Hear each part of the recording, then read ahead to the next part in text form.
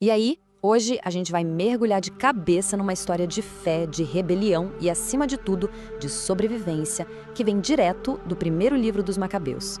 E olha, essa não é só uma história antiga, não. É a origem dramática por trás do feriado do Hanukkah, o famoso Festival das Luzes.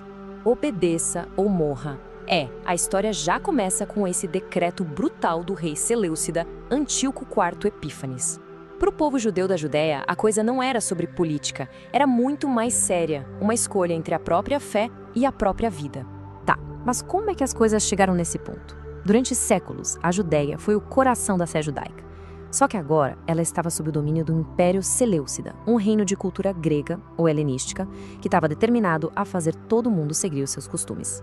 Para a gente entender o cenário, o Império do Alexandre o Grande se despedaçou e nessa briga pelo poder, a Judéia acabou caindo nas mãos dos Seleucidas. E a situação ficou muito, mas muito pior em 175 a.C., quando um novo rei, Antíoco IV, subiu ao trono com um plano bem radical: apagar de vez a identidade judaica. E isso aqui não foi um ataque qualquer, sabe? Foi uma tentativa muito bem planejada de desmontar o judaísmo peça por peça. Proibiu os sacrifícios, o sábado, a circuncisão. Cada decreto desses não era só uma lei, era um ataque direto no coração da fé e da cultura do povo. A afronta final foi profanar o próprio templo em Jerusalém. Eles simplesmente ergueram um ídolo pagão no lugar mais sagrado de todos. Um ato que ficou conhecido como a abominação da desolação. Isso foi muito mais do que opressão. Foi uma declaração de guerra contra a fé deles. Com a fé sob um ataque tão pesado, uma hora a corda ia arrebentar. E a faísca da rebelião não foi acesa numa cidade grande, não. Foi num vilarejo pequeno, por uma família que se recusou a se curvar. E é aqui que entram em cena Matatias, um sacerdote já idoso, e seus 5 filhos, incluindo um que se tornaria uma lenda, Judas Macabeu. Quando os oficiais do rei chegam na cidade deles para forçar um sacrifício pagão, eles se deparam com uma escolha impossível. A resposta de Matatias, gente, ecoa pela história. Desafiando a ordem do rei na cara dura, ele declara que sua família vai continuar fiel à sua aliança. Numa época de tanto medo, isso foi num ato de coragem pública de tirar o fôlego. E aí, as palavras viram ação. Quando um outro judeu dá um passo à frente para obedecer o rei, a fúria de Matatias explode. Ele mata o colaborador e o oficial do rei e destrói o altar pagão. Naquele momento, a revolução tinha começado. Com esse grito de guerra, Matatias e seus filhos fogem para as montanhas. Eles largam tudo para trás para começar uma insurgência que parecia impossível contra a maior superpotência militar da época. Mas, logo no começo, uma tragédia acontece.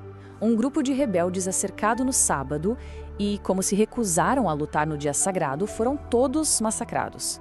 Isso forçou os rebeldes a tomar uma decisão terrível, mas necessária. Para que a fé deles sobrevivesse, eles teriam que lutar para se defender, mesmo que fosse no sábado. Depois da morte de Matatias, a liderança passa para o seu filho, Judas. E ele ganhou um apelido que definiria toda a revolta, Macabeu, que quer dizer o martelo, por causa da sua ferocidade na batalha. A luta parecia impossível, sério. De um lado, o exército profissional e super bem equipado do Império Seleucida, do outro, o exército de rebeldes maltrapilhos do Judas. Qualquer um que entendesse de estratégia militar diria que eles seriam aniquilados rapidinho. Só que o Judas não jogava pelas regras convencionais.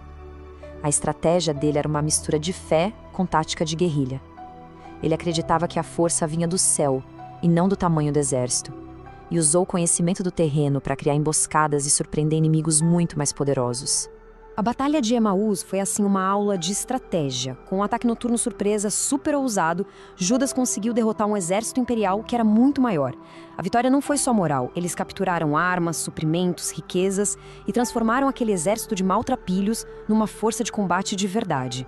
Com as forças inimigas em retirada, pelo menos por um tempo, Judas e seus seguidores voltaram a atenção para o coração espiritual da nação, o templo em Jerusalém. Imagina a cena, voltar para casa depois de uma guerra longa e encontrar tudo em ruínas. Foi exatamente isso que os rebeldes viram. O templo, o centro do universo deles, estava profanado, abandonado.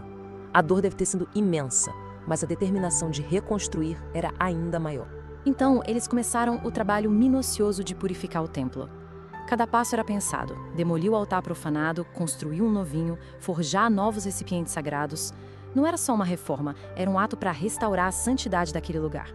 E para reivindicar o templo, eles fizeram um festival que durou 8 dias de pura alegria e celebração. E é esse ato de restauração e alegria que é lembrado todo ano no Festival do Hanukkah, o Festival das Luzes.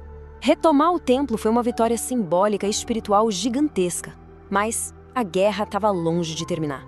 O Império Seleucida não ia desistir de uma província rebelde assim tão fácil.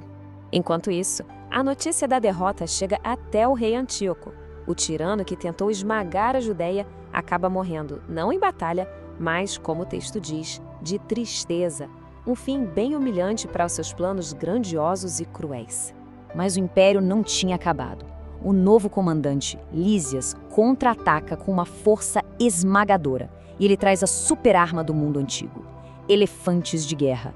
Pensa neles como os tanques daquela época, feitos para esmagar a infantaria e aterrorizar os inimigos.